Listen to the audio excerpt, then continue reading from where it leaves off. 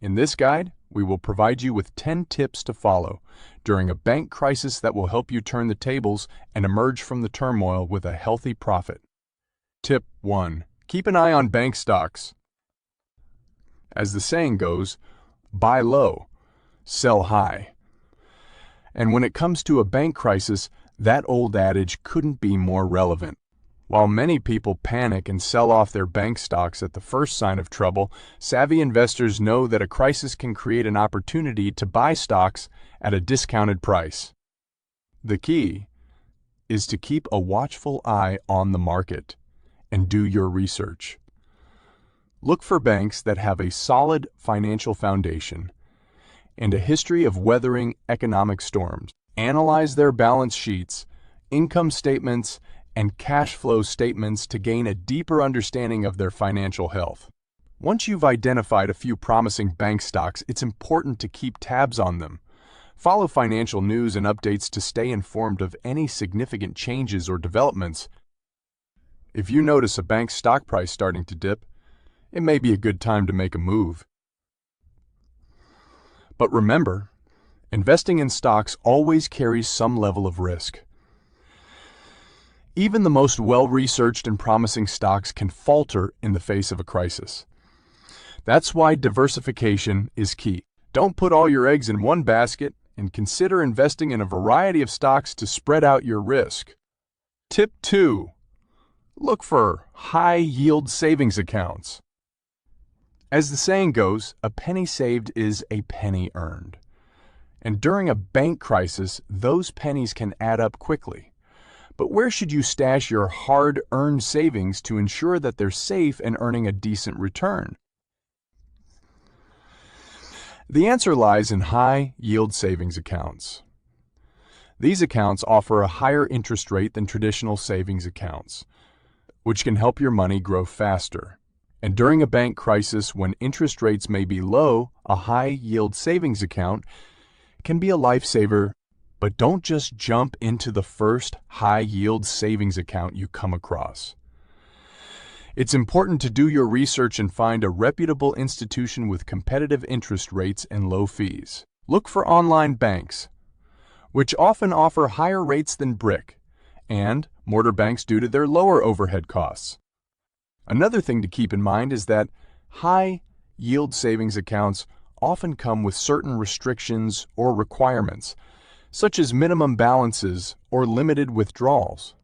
Be sure to read the fine print before opening an account to ensure that it meets your needs and financial goals. Tip 3.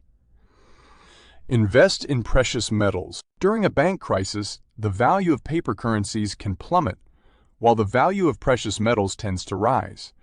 This makes investing in precious metals a smart move for those who want to protect their wealth and even make a profit. But how should you invest in precious metals? There are a few options to consider. One is to buy physical gold or silver, such as coins or bars. This can be a good option for those who want to have direct control over their investment and don't mind storing the metal themselves. However, buying physical metals also comes with certain risks, such as theft or loss. Another option is to invest in precious metal exchange, traded funds or mutual funds. These funds invest in a portfolio of precious metals, making it easier to diversify your investment and avoid the risks of storing physical metals. Lastly, some investors may choose to invest in mining stocks or other companies that deal in precious metals. This can be a riskier option, as it is tied to the performance of the company rather than the value of the metal itself. However, it can also provide higher returns for those who are willing to take on the risk. Tip 4. Keep cash on hand. In today's increasingly digital world, it's easy to forget the importance of good old-fashioned cash. But during a bank crisis, having cash on hand can be a lifesaver.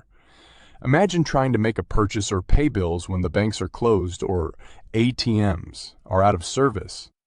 Cash gives you the flexibility and security to weather the storm. So, how much cash should you keep on hand during a bank crisis? That depends on your personal circumstances, but financial experts recommend having at least a few weeks' worth of expenses in cash This can help you cover necessities like food, gas, and medical bills if banking services are disrupted. But don't just stash your cash under your mattress. Be sure to keep it in a secure location, such as a fireproof safe or lockbox. And if you need to withdraw cash from an ATM, be mindful of your surroundings and take precautions to protect yourself from theft or robbery. It's also worth noting that during a bank crisis, some retailers may prefer cash transactions over electronic payments, as they may be unable to process credit or debit card payments. Having cash on hand can ensure that you can still make purchases and access goods and services. Tip 5. Consider real estate investments. We'll get to that in a second. I have a favor to ask of you. If you like this video so far, please subscribe to the channel. During a bank crisis, real estate prices may drop, creating opportunities for investors to snap up properties at a discount. Rental properties, in particular, can provide a steady stream of income and act as a hedge against inflation. Of course, investing in real estate comes with its own set of risks and challenges. It's important to do your research and understand the local market and economic conditions before making a purchase. You'll also need to consider factors like property management, maintenance, and financing. Another option is to invest in real estate crowdfunding platforms, which allow investors to pool their money to purchase real estate properties. This can be a good option for those who want to invest in real estate but don't have the capital to purchase a property outright. Tip 6. Diversify your investments. Diversification means spreading your investments across different assets and sectors. This can help you mitigate risk by reducing the impact of any one investment's performance on your overall portfolio. Diversification also provides opportunities to capture returns from different markets and economic sectors. One way to diversify your investments is to allocate your portfolio across different asset classes, such as stocks, bonds, and real estate. Within each asset class, you can further diversify by investing in different companies, industries, or regions. Another way to diversify is to consider alternative investments, such as commodities, cryptocurrencies, or private equity. These assets can provide unique opportunities for growth and diversification, but they also come with their own set of risks and challenges. It's important to note that diversification does not guarantee a profit or protect against losses. However, it can help you manage risk and improve your chances of long-term success. Tip 7. Monitor interest rates. When interest rates are low, it can be a good time to borrow money to invest in higher yielding assets such as stocks or real estate. Low interest rates can also make it easier to refinance existing debts or mortgages, reducing your monthly payments and freeing up cash flow. On the other hand, when interest rates are high, it may be a good time to invest in fixed income assets such as bonds or CDs. These assets can provide a reliable source of income and can help protect your portfolio from inflation. It's also important to monitor the actions of central banks, such as the Federal Reserve, as they have a significant impact on interest rates. Central banks may use various tools, such as quantitative easing or interest rate cuts, to stimulate the economy during a crisis. In addition to monitoring interest rates, it's important to be aware of inflation and how it can erode the value of your investments over time. Investing in assets that can keep up with or outpace inflation, such as stocks or real estate, can help protect your wealth during a crisis. Tip 8. Consider short selling. Short selling is a strategy that allows investors to profit from the decline of a particular asset's price. During a bank crisis, short selling can be a powerful tool for profiting from market downturns. Short selling works by borrowing shares of a stock or other asset from a broker and selling them at the current market price. If the asset's price drops, the investor can buy back the shares at a lower price, return them to the broker, and pocket the difference as profit. Short selling can be risky, as losses can be unlimited if the asset's price goes up instead of down. It's important to have a well-informed strategy and a thorough understanding of the risks involved before engaging in short selling. Short selling can be particularly useful during a bank crisis, as financial institutions are often some of the hardest hit. Investors can short sell bank stocks, for example, to profit from the decline in the value of those stocks. In addition to short selling individual stocks, investors can also short sell ETFs or other funds that track financial sector performance.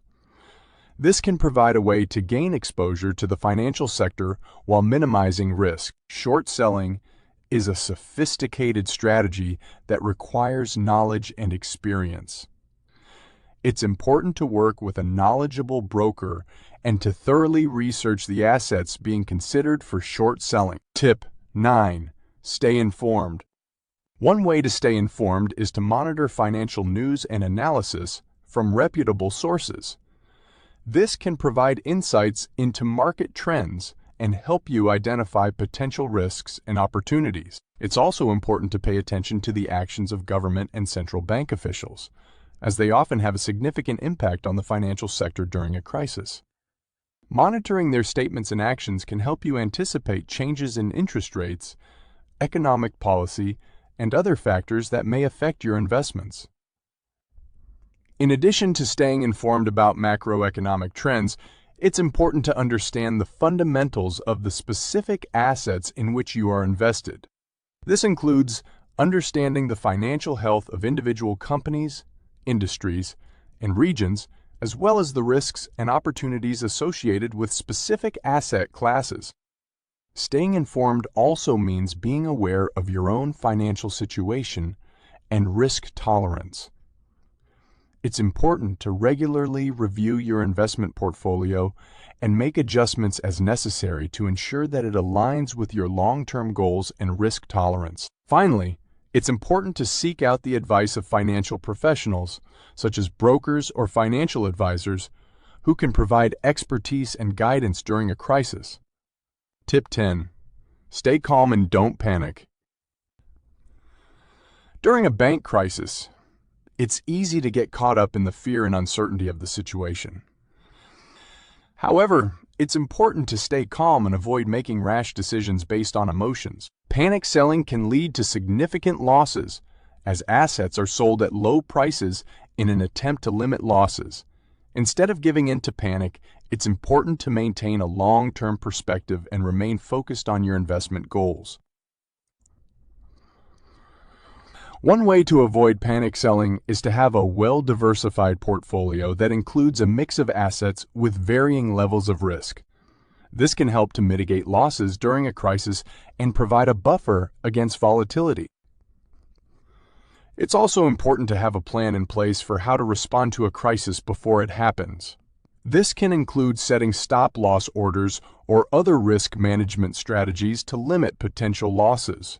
In conclusion, a bank crisis can be a challenging time for investors, but it can also provide opportunities for those who are well prepared and informed.